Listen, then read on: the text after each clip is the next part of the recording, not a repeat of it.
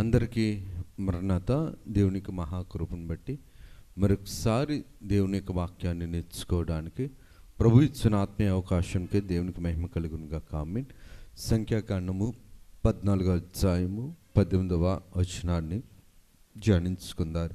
దోషమును అతిక్రమమును పరిహరించేవాడును అపరాధిని నిరపరాధిగా ఎంచక 3-4 తరముల వరకు తండ్రుల దోషమును కుమారుల మీదికి తెచ్చువాడునై ఉన్నాడని నీవు చెప్పిన మాట చొప్పున నా ప్రభు యొక్క బలము గనపరచబడును గాక.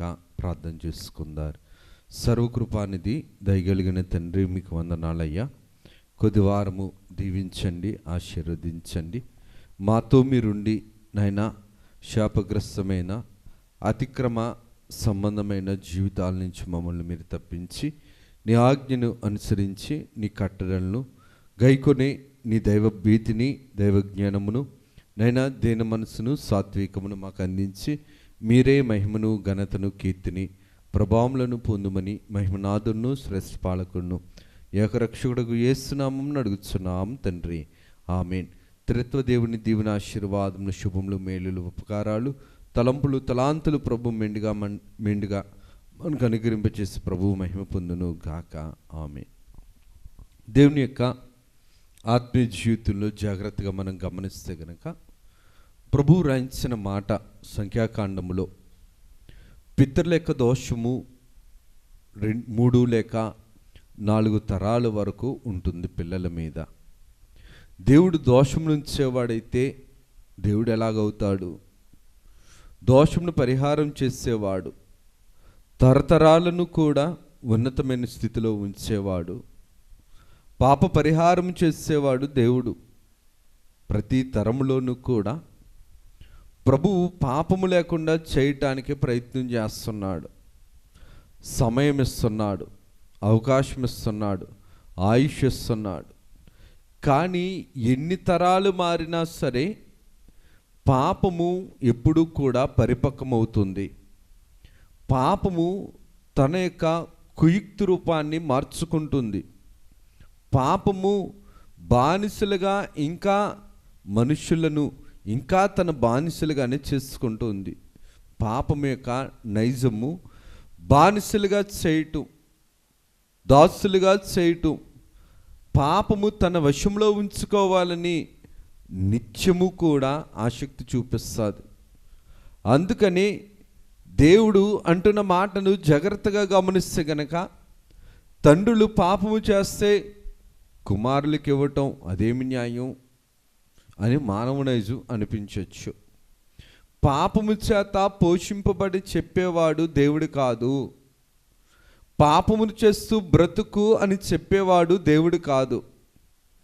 పాపము వల్లనే బ్రతుకు, పాపాన్ని ద్వారా పోషింపబడు, పాపము చేస్తూ ఆజ్ఞాతిక్రమం చేస్తూ లోకములో నాశనమైపోయే స్థితిలో ఉంచేవాడు దేవుడు కాదు. దేవుడంటే దైవ లక్షణాలు కలిగిన వాడు. దేవుడంటే పాపము చేయనివాడు. దేవుడంటే పాపము అంటనివాడు. దేవుడంటే పాపమును ప్రోత్సాహపరచనివాడు. గడిచిన కాలంలో చాలాసార్లు చెప్పుకున్నాం మనం ఈ మాటలు. దేవుని కృప ఎప్పుడూ కూడా పరిశుద్ధపరుస్తుంది పాపిని. తరతరాలు మారినా సరే పాపము స్థిరపడుతుంది అనిసనంటే మారని నైజముతో ఉండిపోతున్నామని అర్థం. మారని పాపపు నైజము పతనం వైపు నడిపిస్తుంది కానీ ఫలింపు వైపు నడిపించదు. దేవుడు అంటున్న మాట, దేవుడు రాయించిన మాట, దోషమును అతిక్రమమును పరిహరించువాడును దోషమును అతిక్రమమును లేకుండా చేస్తాడు. కానీ తప్పు చేసిన వాడిని తప్పు లేని వాడిగా చేయడు. కానీ తప్పు చేసిన వాడిని తప్పు తెలుసుకొని మరలా తప్పు తిరిగి చేయకుండా పరిశుద్ధపరిచేవాడు దేవుడు. అదే చేస్తానంటున్నాడు. ఎందుకు ఈ మాటను నేను జ్ఞాపకం చేస్తానంటే, ఒక్కో తరానికి ఒక్కొక్క దీవెన దేవుడు ఇచ్చేవాడై ఉన్నాడు. ఒక తరాన్ని దేవుడు ఆశీర్వదించేవాడై ఉన్నాడు. కానీ ఆ తరాన్ని అంతటిని కూడా పాపము బంధించి సంకెళ్ళలో వేసుకొని, పాపము తన వశంలో ఉంచుకొని దేవుని దీవెన రానివ్వకుండా నాశనాన్ని రప్పిస్తాడు. బైబిల్ గ్రంథంలో చూడండి, నీ తరములో నోవాహు వంటి వారు ఇంకొకరు లేరు. నోవాహు గారి తరములో నిందారహితుడైన ప్రభువే సాక్ష్యం చెబుతున్నారు. నోవాహు గారి తరములో సృష్టి అంతా కూడా మరి నాశనమైపోయింది. యేసేపు గారి తరములో దేశమంతా కూడా నాశనమైపోయింది. కానీ యేసేపు గారు ఆ తరములో దీవెనగా దేవుడు ఎంచుకున్నాడు. ఎందుకు ఈ మాటను నేను జ్ఞాపకం చేస్తానంటే, కాలేబు గారు కూడా ఇశ్రాయేళ్ల తరములన్నింటిలోనూ కూడా దేవుడి మనసుకు నచ్చినవాడు, మంచి మనసును పూర్ణ హృదయంతో దేవుణ్ణి వెతికినవాడు, దేవుని ఆజ్ఞను నెరవేర్పులోనికి తీసుకుని వచ్చినవాడు. 3-4 తరాలు అంటుంటే, ఈ 3-4 తరాలు కూడా పాప ఫలితాన్ని ఎందుకు ఉంచుతానన్నాడంటే, కనీసం దేవుని యందు భయమన్నా ఉంటుంది, భక్తి అన్నా ఉంటుంది. దేవుడు న్యాయస్థుడు. తప్పు చేసిన వాడు ఖచ్చితంగా శిక్ష పొందాలి. తన పాపమునకు ప్రాయశ్చిత్తము పొందనివాడు తన పాపమునకు ప్రాయశ్చిత్తం అనేది ఖచ్చితంగా పొందాలి. దేవుని చేత నిర్దోషని ఎంచబడాలి. ఈ రెండూ లేనప్పుడు కూడా మనిషి యొక్క జీవితం పాపగ్రస్తమైనది, శాపగ్రస్తమైనది. దేవుని యొక్క వాక్య క్రమములో జాగ్రత్తగా మనం గమనించగలిగితే గనక, సంఖ్యాకాండము 32వ అధ్యాయము 13వ వచనంలో చూడగలిగితే గనక, యెహోవా కోపము ఇశ్రాయేలీయుల మీద రగులు కొనగా యెహోవా దృష్టికి చెడుతనము నడిచిన ఆ తరము వారందరూ నశించు వరకు అరణ్యములో 40 ఏండ్లు ఆయన వారిని తిరుగులాడ చేసెను. ఎందుకు దేవుడు అటువంటి కార్యాన్ని మనిషిని సాధించడమేనా? అదే చెబుతున్నాను. దేవుడు పాపిని పాపిగా వదిలేయడు, రక్షించేవాడు. తనకు కీడు చేసే దానిని, మానవునికి అపకారం చేసే దానిని దేవుడు అన్నవాడు ఎప్పుడు కూడా ఉంచటానికి ఇష్టపడడు. మన పిల్లల్ని పాము దగ్గర, విషసర్పాల దగ్గర, క్రూర మృగాల దగ్గర, వాటి బుద్ధి తెలిసి మన పిల్లల్ని వాటి దగ్గరగాను, లేవంటే పిల్లలకి వాటిని దగ్గరగాను తీసుకొచ్చి మనం పెడతామా? మానవ ప్రేమ ఎటువంటి ప్రేమ అయితే, దేవుని అంతరంగపు ప్రేమ, కలంకము లేని ప్రేమ. దేవుని అంతరంగపు ప్రేమ, దేవుని యొక్క దైవచిత్తమైన ప్రేమ, పరిశుద్ధపరిచే ప్రేమ. హాని చేసే వారిని హానికరము కాకున్నట్లు 40 సంవత్సరాలు అరణ్యములనే వారికి ఎలాగ మలిచాడంటే శిక్షణా కేంద్రముగా మలిచాడు దేవుడు. 40 సంవత్సరాలు శిక్షణా కేంద్రముగా మలిచినప్పటికీ కూడా మానవ బుద్ధిని బట్టి, మానవ నైజాన్ని బట్టి, లోక సంబంధమైన ఆశను బట్టి దేవుడి ఆజ్ఞను అంగీకరించలేకపోయారు. దేవుని మాటను మీరుతూనే వారు అలవాటు పడ్డారు. అందుకనే దేవుడు వారికి పెట్టిన పేరు ఏంటంటే మూర్ఖులు అని పెట్టాడు, లేదంటే తిరుగుబాటు చేసిన జనము అని పెట్టాడు. కీర్తనల గ్రంథము 79వ కీర్తన 78వ కీర్తన 7వ వచనంలో చూస్తే గనక, మూర్ఖతయు తిరుగుబాటు కలిగిన ఆ తరము వారిని పోలి ఉండక ఆ తరము వారందరూ కూడా మూర్ఖత్వంతోనూ తిరుగుబాటుతోనూ ఉన్నారు. తిరుగుబాటేమో సోద చెప్పుడుతో సమానము, మూర్ఖత్వంతో మాట్లాడటమేమో మాయా విగ్రహంతో పూజించటంతో సమానము. నువ్వు ఆరాధిస్తున్న బుద్ధి, నువ్వు కల్పించుకున్న బుద్ధి, నీకు ఇష్టమైన బుద్ధి, నీకు నచ్చిన బుద్ధి, నీకు అంగీకారమగు బుద్ధితో నువ్వు ఒక రూపాన్ని చేసుకొని అదే దేవుడు అనిస్తునంటే అది నిజమైన దేవుడు ఎలాగవుతుంది? నీలో పాపాన్ని తీసేది, నిన్ను రక్షించగలిగేది, నీకు కీడు రాకుండా చేయగలిగేది, నిన్ను పరిశుద్ధపరిచేది దైవ సంబంధమైన బుద్ధి, దైవ సంబంధమైన కార్యము, దైవ సంబంధమైన చిత్తము. అటువంటిది కాకుండా మూర్ఖత్వముతో తిరుగుబాటు స్వభావంతో దేవుని మాటని కాదని, దైవ సంబంధమైన చిత్తమును కాదని, సొంత ఇష్టముతో, సొంత బుద్ధితో, సొంత జ్ఞానముతో, సొంత చిత్తముతో దేవుని కొట్టివేయటం అన్నది అపవాది పని. అపవాది ఎప్పుడూ కూడా దేవుని పని సంపూర్ణంగా నెరవేర్చడు. అపవాది ఎప్పుడూ కూడా దేవుని పనికి అడ్డుపడితేనే ఉంటాడు. అపవాది ఎప్పుడూ కూడా దైవ సంబంధమైన క్రమమునకు ముందుకు పరిశుద్ధతలోనికి నడవడు.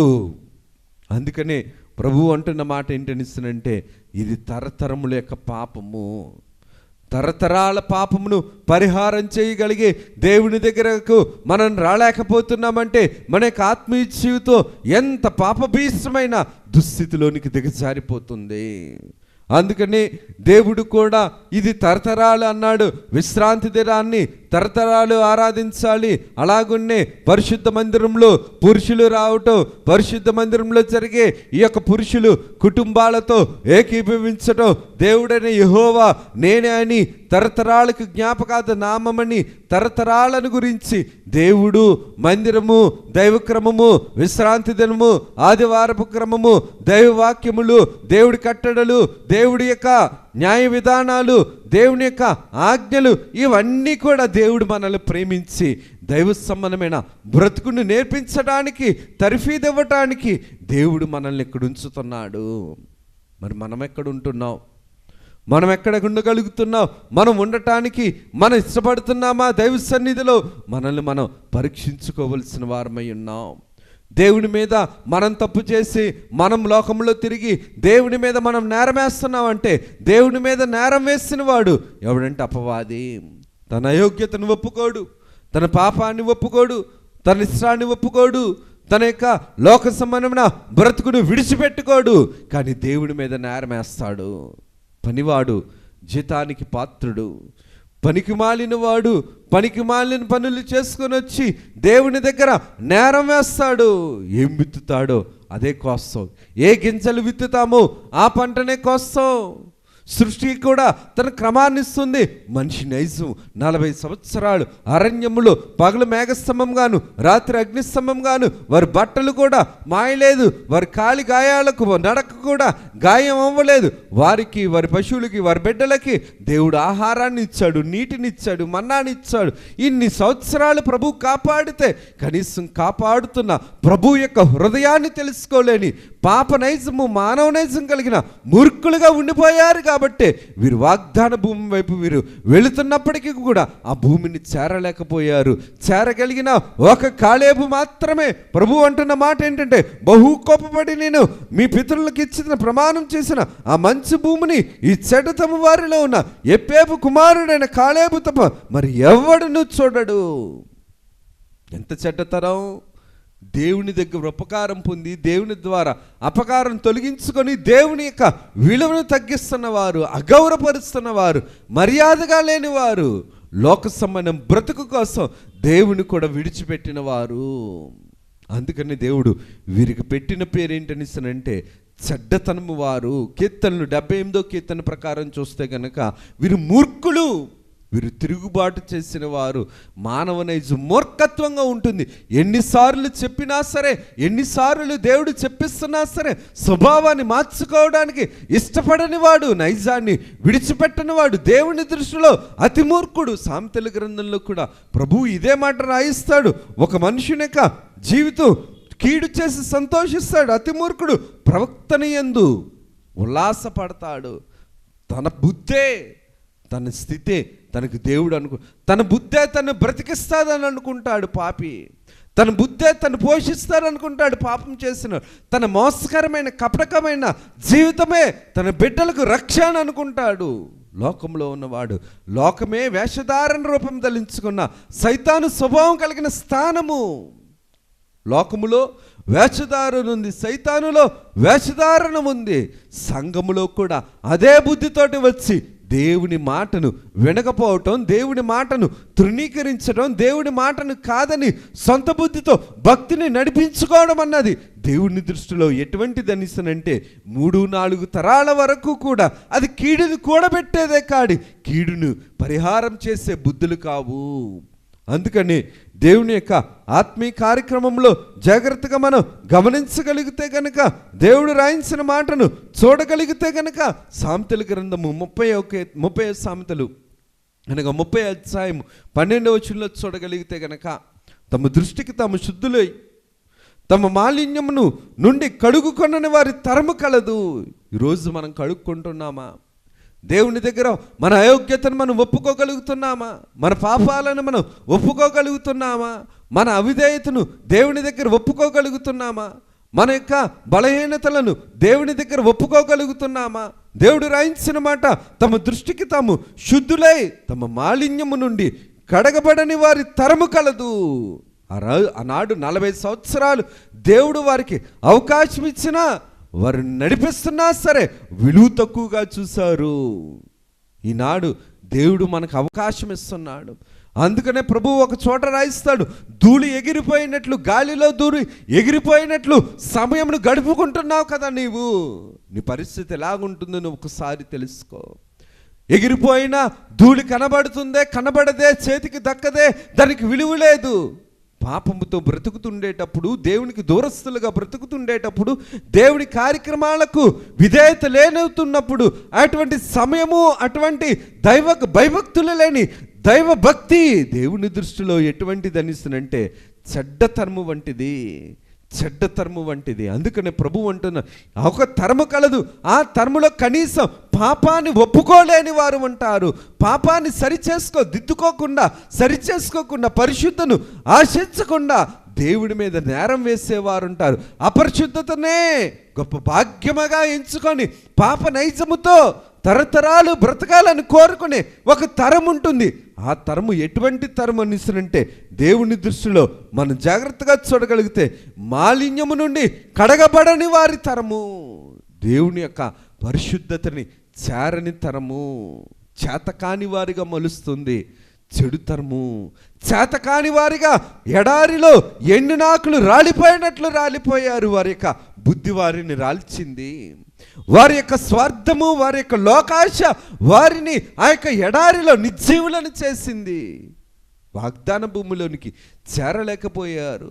నూను కుమారుడైన యెహోషువాయు, ఎఫ్ఫేను కుమారుడైన ఈ యొక్క కాలేబులు ఇద్దరు మాత్రమే వెళ్ళగలిగారనిసరంటే, ఇద్దరిలోనూ కూడా దైవ సంబంధమైన దేని మనసు ఉంది, దైవ సంబంధమైన విధేయత ఉంది, దైవ సంబంధమైన గౌరవం ఉంది. దేవుణ్ణి చూసిన వారు, దేవుని యందు భయభక్తులు కలిగిన వారు, దేవుడు అంటే జడిసిన వారు, దేవునికి భయభక్తులతో దేవుడి మాటను గడగడలాడి పనిచేసిన వారు కాబట్టి దేవుడు వారిని గణపరచగలిగాడు.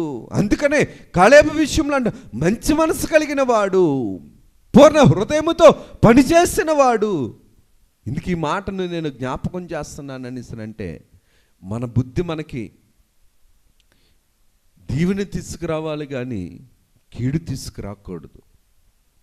మన అపరిశుద్ధులమే, మనమేమి కూడా పరిశుద్ధులమేమి కాదు, అపరిశుద్ధులమే. అపరిశుద్ధం పాపంలోనే పుట్టిన వారం, పాపంలోనే పాపము ద్వారా ప్రేరేపింపబడి పాపమును భుజిస్తున్న వారం. ఇంకా దేవుడు మనల్ని కనికరిస్తున్నాడు, కాపాడుతున్నాడంటే దేవుని యొక్క కృప మనకి సమయం ఇస్తుంది. దేవుని యొక్క కృప మనల్ని ఇంకా పోషిస్తుంది. ఎందుకు ఈ మాటని నేను జ్ఞాపకం చేస్తున్నానంటే, ప్రభు మత్తయి సువార్తలోనికి వచ్చేటప్పటికి ఒక మాట అంటాడు, వ్యభిచారులైన చెడ్డతనము వారు సూచక్రియలు అడుగుచున్నారు. ఇది ఎంతటి దుర్మార్గము. దేవుని దగ్గరికి రాము, దేవుడు చెప్పింది చెయ్యము, దేవుడు మాత్రం మనకు ఉపకారం చేయాలి. పాత్రికి ప్రార్థన చేయమని చెప్పేసి వెళ్ళిపోతాం. వీధుల్లో తిరుగుతూ ఉంటాం, కుక్కలు తిరిగితే మనము తిరుగుతాం, వీధుల్లో పందులు తిరిగితే మనము తిరుగుతాం, వీధుల్లో లోకము తిరుగుతుంది, మనము తిరుగుతాం. దేవుని మందిరాన్ని విడిచిపెట్టి, దైవ సన్నిధి క్రమాలను విడిచిపెట్టి, దైవ సంబంధమైన కార్యక్రమాలను విడిచిపెట్టి, దేవుని యందు భయం లేకుండా, భక్తి లేకుండా, విధేయత లేకుండా, విశ్వాసం లేకుండా, గౌరవం లేకుండా చేస్తున్న భక్తిలో నీతి లేదు. కాబట్టి నీతి మాలిన భక్త, పనికి మాలిన భక్త, నీతున్న భక్త, మనల్ని మనమే పరీక్షించుకోవలసిన వారమై ఉన్నాం. ఎందుకు ఈ మాటను నేను జ్ఞాపకం చేస్తానంటే, ప్రభువు అక్కడ వ్యభిచారులైన చెడ్డతనము వారు అనిస్తున్నాడు. ఎందుకు వాడాడు అనిస్తానంటే, యెషయా గ్రంథంలో మనం చాలాసార్లు చదువుకున్నాం, నీ దేవుడని యెహోవా నీకు భర్త అయి ఉన్నాడు. దేవుడు మనల్ని తన స్వరక్తమిత్తి సంపాదించుకున్న సంఘం దేవుడి మాట వినకుండా మనల్ని భ్రష్టత్వంలోనికి నడిపించే అపవాది యొక్క మాటలు, లోకం యొక్క మాటలు, పితరుల యొక్క ఆచారాలు మనల్ని కాపాడుతాయి అనుకోవడం మూర్ఖత్వం, తిరుగుబాటు చేయటం. అందుకనే వారు అక్కడికి వెళ్ళలేకపోయారు, మనం దేవుని యొక్క దైవ సన్నిధిలోనికి వెళ్ళలేకపోతున్నాం. ఎందుకు ఈ మాటను నేను జ్ఞాపకం చేస్తున్నాను అనేసి ప్రభువు అంటున్న మాట, ఒక మనుషుని యొక్క కడపటి స్థితి మొదటి స్థితి కంటే ఇంకా చెడ్డదిగానే ఉంటుంది. ఇంకా ఇంకా ఇంకా ఇంకా చెడ్డగానే మారుతుంది, కానీ మంచి నేర్చుకోవడానికి మనసు మార్చుకోవడం లేదు. మంచి నేర్చుకోవడానికి మనసు ఇష్టపడట్లేదు. మంచిని చేర్చుకోవడానికి మంచికి స్థానము లేదు. మంచి చేసిన వాడికి ఈ రోజుల్లో ఎలాగుందనిసరంటే మోసగాడిగా చిత్రీకరించడం.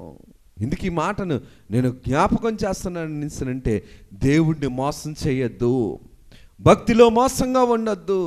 దేవుడు ఉపకారం చేసేవాడు, దేవుడు అపకారాలు తొలగించేవాడు, దేవుడు నిత్య పోషకుడు.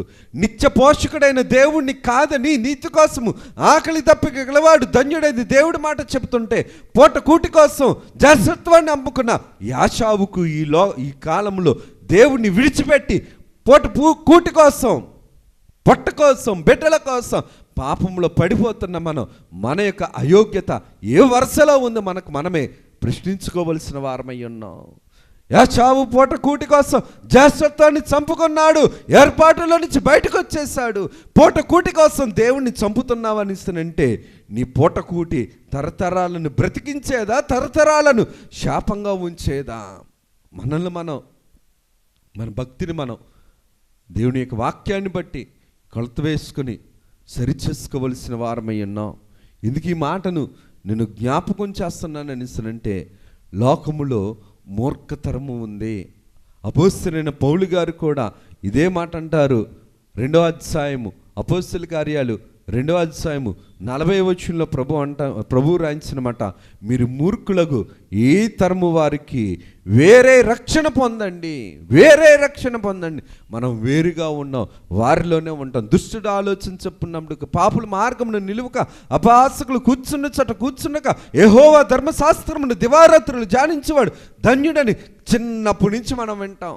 ఆ తాగుబోతుల దగ్గరే తాగుతాం, తిరుగుబోతుల దగ్గరే తిరుగుతాం, హాని చేసిన వాడి దగ్గరే ఉంటాం, పాడు చేసిన వాడి దగ్గరే పాడైపోవడానికి ఇష్టపడతాం. బాగు చేసే దేవుడి దగ్గరికి కానీ, బాగు చేసే దేవుని దేవాలయం కానీ, బాగు చేసే దేవుని సమయానికి కానీ మనం రాం. ఎందుకు వస్తాం?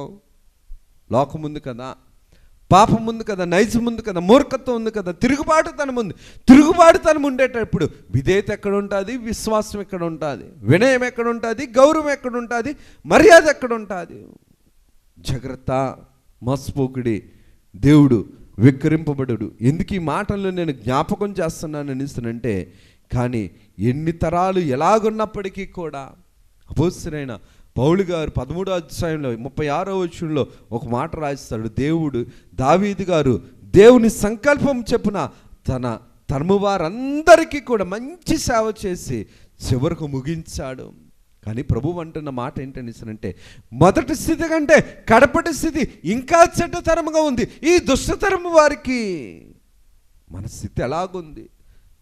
మనం పక్క వాళ్ళని బట్టి కాదు, దేవుని వాక్యాన్ని బట్టి దేవుని దృష్టిలో మనం లెక్కప్ప చెప్పవలసిన వారు, దేవుడికి లెక్కప్ప చెప్పవలసిన వారు, దేవుని దృష్టిలో నీతిగా ఉండవలసిన వారు, దేవుని దృష్టిలో నమ్మకంగా ఉండవలసిన వారు. పాపం దగ్గర నమ్మకంగా ఉంటాం, మోస పనుల్లో నమ్మకంగా ఉంటాం, కపట విషయంలో నమ్మకంగా ఖచ్చితంగా ఉండటానికి ప్రయత్నం చేస్తాం. కానీ నీతి దగ్గర, యథార్థ దగ్గర, పరిశుద్ధ దగ్గర, న్యాయము దగ్గర, ప్రేమ దగ్గర, దైవ జ్ఞానము దగ్గర, దైవ సన్నిధి అందు నీతిగా మాత్రం మనం ఉండం. దేవుడి సన్నిధిలోనే నీతి లేకపోతే ఇంకెక్కడ నీతి నేర్చుకుంటాం మనం? దేవుని సన్నిధిలోనే యథార్థత లేకపోతే ఇంకెక్కడ మనం యథార్థత నేర్చుకుంటాం? దేవుని యొక్క ప్రేమనే మనం సంపాదించుకోలేకపోతే ఇంకా ఏ ప్రేమను సంపాదించుకొని మనం సుఖపడతాం? మనల్ని మనం గమనించుకోవలసిన వారమై ఉన్నాం. దేవుని యొక్క విశ్వాసులారా, దేవుడు అంటున్న మాట, దేవుడు చెబుతున్న మాట, దేవుడు రాయించిన మాట ఏంటనిస్తునంటే, దావీదు గారు దైవ సంబంధమైన సంకల్పం చెప్పున తన తరము వారికి అందరికీ కూడా మంచే చేశాడు ఆయన. దేవుడిని ఎత్తి చూపించాడు. ఎన్ని శ్రమలు వచ్చినా, ఎన్ని బాధలు వచ్చినా, ఎంత ప్రతికూల పరిస్థితులు వచ్చినా, అందరూ సొంత కుమారుడే చంపుదారనుకున్నా, సొంత భార్య చంపుదారనుకున్నా సరే, అందరూ కూడా విడిచిపెట్టినా సరే, ఒక్కడవని నువ్వు వడలిపోవద్దు, నీ ప్రక్కన అనేక మంది ఉంటారన్నట్టు ఒక్క దేవుని మాటను పట్టుకున్నాడు. ఒక్కడై ఉన్నాడు. ఒక్కడే ఏం చేశాడు అంటే అందరినీ ఓడించాడు. దేవుడు మాట నిలబెట్టేది, దేవుడు నిలబెట్టే దేవుడు, దేవుడు ప్రేమించే దేవుడు. నిన్ను కాపాడువాడు కుణుకడు, నిద్రపోడు. నిద్రపోయే దేవుడు కాదు. నిద్ర లేపే వలసిన అవసరం లేదు. గంటలు కొట్టి అవి కొట్టి ఇవి కొట్టి లేపవలసిన అవసరాలు లేవు. ఇందుకు ఈ మాట నేను జ్ఞాపకం చేస్తానంటే, నేను కాపాడే దేవుడు కుణుకడు, నిద్రపోడు. ఇందుకు ఈ మాట నేను జ్ఞాపకం చేస్తానంటే, దేవుడు మెలుకు కలిగి మన విషయంలో ప్రార్థన చేస్తున్నాడు. మనం నిద్రపోతూ మోసపు పనుల్లో, పాపపు పనుల్లో మనం ఉండిపోతున్నాం. చూడండి, యాజకుడి దగ్గర అయ్యా మా కోసం ప్రార్థన చేయండి అంటాం. యాజకుడేమో ప్రార్థన చేస్తాడు. అదే సమయంలో మనం ఇంటి దగ్గర టీవీ చూస్తూ ఉంటాం, కాలం గడుపుతూ ఉంటాం, లోక సంబంధం పనుల్లో ఉంటాం, ఇష్టానుసారంగా ఉంటాం. ఆదివారం ఆరాధనలు వదిలేసి పెళ్ళిళ్ళకి, పేరెంటాలకి, చావులకి అన్నిటికీ వెళ్తాం. కానీ ఆదివారం ఆరాధన మాత్రం దైవ భయం ఉండదు, దైవ క్రమం ఉండదు. భయం లేని భక్తి ఎటువంటిదో మనల్ని మనం పరీక్షించుకోవలసిన లోకంలో సామెత ఉంది కదా, భయం లేని కోడంట బజార్లో గుడ్డు పెట్టిందట. దేవుడంటే భయం లేనప్పుడు, భక్తి లేనప్పుడు బజారుల్లోనే ఉంటాం, వీధుల్లోనే తిరుగుతాం, వెచ్చలవిడిగా తిరుగుతాం, విశాలత కోసం తిరుగుతాం, విలాసాల కోసం తిరుగుతాం, విచక్షణ కోల్పోయి తిరుగుతాం. లోకం కదా, లోకంలో ఉండటానికి ఇష్టపడుతుంది. దైవ సంబంధం ఆత్మ దైవ సంబంధమైన క్రమాల్లో ఉండటానికి ఇష్టపడుతుంది. జాగ్రత్త. ఎందుకు ఈ మాటను నేను జ్ఞాపకం చేస్తున్నాను అనేసంటే, ప్రభువు రాయించిన మాట ఏంటనేసంటే, మత్తయి సువార్త 17:17 ఒక మాట అంటాడు, విశ్వాసము లేని మూర్ఖతరము వారులారా. చూడండి ఎన్ని మాటలు వస్తున్నాయో. వారేమో చెడ్డతరము, ఒక తరమేమో దుష్టతరము, ఒక తరమేమో విశ్వాసం లేని మూర్ఖతరము, ఒక తరమేమో తిరుగుబాటు చేసిన తరము, ఒక తరమేమో వ్యభిచారపు చెడ్డతరము, ఒక తరమేమో దుష్టతరము. ఏ తరంలో మనం ఉన్నాం? ఒక తరమేమో మూర్ఖుల తరము. ఏ తరములో మనం ఉండగలుగుతున్నాం? ఏ వరుసలో? తరాలన్నీ కూడా పాడైపోయిన ఒక నోవాహు గారు నిలబడలేదా? తరాలన్నీ పాడైపోతున్నా సరే అబ్రాహాము గారు నిలబడలేదా? తరాలన్నీ పాడైపోతున్నా సరే యోసేపు గారు నిలబడలేదా? తరాలన్నీ పాడైపోతున్నా సరే ఇర్మియా గారు నిలబడలేదా? తరాలన్నీ పాడైపోతున్నా సరే మోషే గారు నిలబడలేదా? తరాలన్నీ పాడైపోతున్నా సరే కాలేబు యెహోషువలు నిలబడలేదా? తరాల్లో ఒక్కడికి కనీసం మన కుటుంబంలో మనం మన భక్తిని బట్టి, మన నీతిని బట్టి మన బిడ్డలకు శాపం రాకూడదు. దైవ భయం ఉంటే దేవుడికి లోబడతాం. దైవ భయం లేనప్పుడు, దైవ జ్ఞానము లేనప్పుడు దేవుడికి లోపడం, దెయ్యానికే లోపడతాం, దెయ్యాలకే లోపడతాం. దెయ్యానికే లోపడుతుంది. దెయ్యం ఉన్నవాడు దెయ్యం దగ్గరికే దూరుతాడు అన్నట్లు. ఎందుకు ఈ మాటను నేను జ్ఞాపకం చేస్తున్నాను అనేసనంటే, దేవుడు న్యాయస్థుడు. జాగ్రత్త. దేవుడు న్యాయస్థుడు, నీతిమంతుడు. 7 మార్లు పడినా లేపగలిగే దేవుడు ఉన్నాడు. పడిపోయామా దేవుడు లేపుతాడు. సైతాన్ ఏమంటుందంటే, పడ్డావు కదా నీ బ్రతికింతే అంటాది. నీ బ్రతుకు అటువంటిది కాదు. కానీ దేవుడు లేపగలిగేవాడు, లేవనెత్తేవాడు, నిలబెట్టేవాడు, పోషించేవాడు, ప్రేమించేవాడు, ఆదరించేవాడు. అందుకనే సంఖ్యాకాండము 14వ అధ్యాయంలో చూడగలిగితే, యెహోవా దీర్ఘశాంతుడును కృపాతిశయం కలిగిన వాడే, పాపములను పరిహారం చేసేవాడే, అపరాధముగా ఉన్నవాడిని నిరపరాధిగా చేయటానికి దేవుడు యోగ్యత కలిగిన వాడే, అన్ని లోకముల కంటే పైన ఉన్నవాడే, ఆకాశమందు కానీ భూమి క్రింద కానీ ఆయనకు అసాధ్యమైనది ఏదీ లేదే. పరలోకమందును భూలోకమందును ఏ కీడునైనా పరిహారం చేయగలడే, ఏ యొక్క వ్యాధినైనా సరే పరిహారం చేయగలడే, ఎట్టి దోషమునైనా క్షమించగలడే. అటువంటి దేవుణ్ణి కాదని ఎక్కడెక్కడో సైతాను ఇటు అటు తిరుగుతున్నట్లు మనం కూడా దేవుని ఏర్పాటు స్థలాన్ని, సన్నిధిని, దైవ సన్నిధి అనుభవాన్ని, వాక్యాన్ని విడిచిపెట్టి ఎక్కడ పడితే అక్కడ తిరుగుతాం. అలాగే తిరిగారు అరణ్యంలో 40 సంవత్సరాలు. వారి తిరుగుడికి ఫలితం లేదు. వారి ప్రయాసకు ఫలితం లేదు. దేవుని యొక్క ప్రయాసను వారు ఆయాసపరిచారు కాబట్టి వారి బిడ్డలు కూడా ఏమయ్యారని అంటే ఆ యొక్క వాగ్దాన దేశంలోనికి వెళ్ళలేకపోయారు. మన ప్రయాసకు ఫలితం ఉండాలంటే దేవుని తోడు ఉండాలి. మన చేతి పనులకు, మన యొక్క కార్యక్రమములకు ఫలభరితంగా ఉండాలంటే దేవుని యొక్క తోడు ఉండాలి. దేవుని తోడు లేనప్పుడు, దేవుడి తోడ్పాటు లేనప్పుడు చెదిరిపోయే వారముగా, చేదరించుకునే వారముగా, రాలిపోయే వారముగా, పడద్రోయబడిన వారముగా మచ్చబడిపోతాం. ఇశ్రాయేలుకు కూడా జరిగింది అదే. ఇశ్రాయేల్ ప్రజలు కూడా వారి యొక్క ఆత్మీయ జీవితాన్ని గమనించగలిగితే కనుక వారి జీవితాలు నాశనమైపోవడానికి కారణము వారి బుద్ధి, వారి నైజము, వారి విగ్రహారాధన, వారి దూడ పూజలు, వారి యొక్క బ్రతుకులు. ఇందుకు ఈ మాటను నేను జ్ఞాపకం చేస్తున్నాను అంటే దేవుడు రాయించిన మాటే. ఒకడు లోకమంతా సంపాదించుకొని సడన్గా చచ్చిపోతే వాడికి రక్షణ ఎక్కడిది? ఉపమానంలో మనం చెప్పుకుంటాం కదా, రస్సులతోటి, పుండ్లతోటి, సరిగ్గా ఆరోగ్యం కూడా లేకుండా నీతిగా బ్రతికిన లాజరేమో చనిపోయిన తర్వాత అబ్రహాం గారిలో ఉన్నాడు.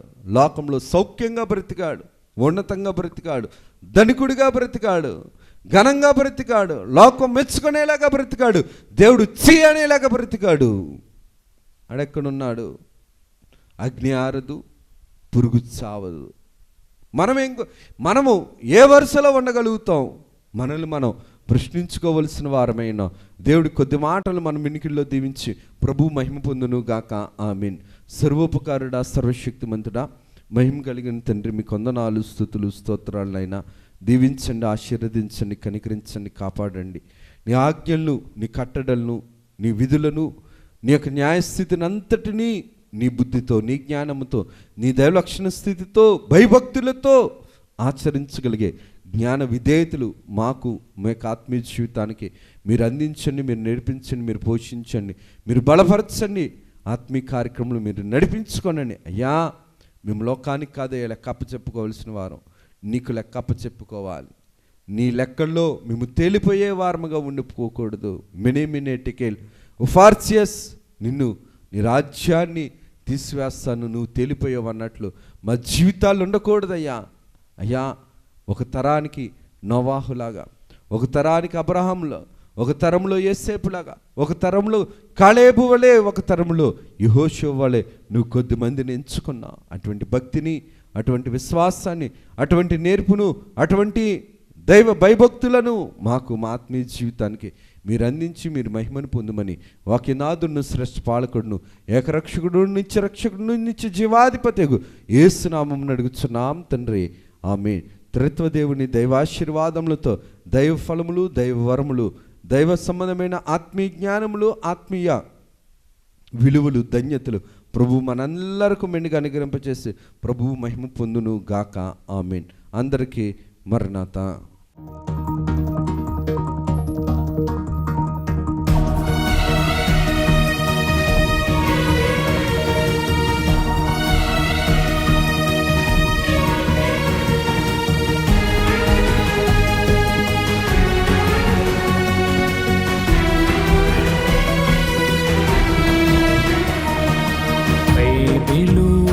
ప్రకటన, బయలుపరచిన ప్రకటన, యేసయ్య ప్రకటన, దాసయ్య ప్రకటన, పరలోక ప్రకటన, పరిశుద్ధ ప్రకటన, యేసయ్య ప్రకటన, దాసయ్య ప్రకటన, పరలోక ప్రకటన, పరిశుద్ధ ప్రకటన.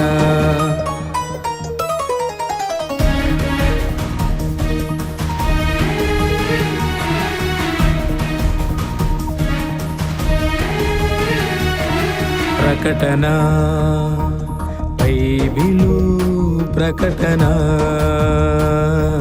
బయలుపరచిన ప్రకటన, విమలాత్మ ప్రకటన, విజయాత్మ ప్రకటన, విశ్వాసికి ప్రకటన, విజ్ఞాపన ప్రకటన, విమలాత్మ ప్రకటన, విజయాత్మ ప్రకటన. విశ్వాసికి ప్రకటన, విజ్ఞాపన ప్రకటన, ప్రకటన బైబిలు ప్రకటన, బయలుపరచిన ప్రకటన.